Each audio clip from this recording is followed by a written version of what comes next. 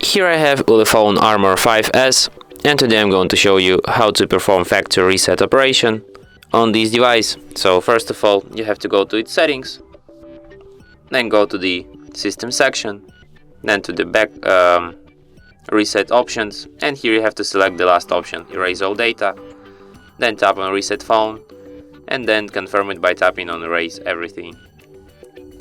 And after that, your device will be restarted in a few minutes.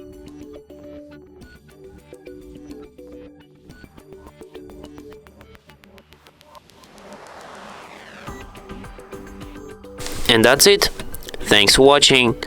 If you find this tutorial useful, don't forget to hit that like button and subscribe to our channel.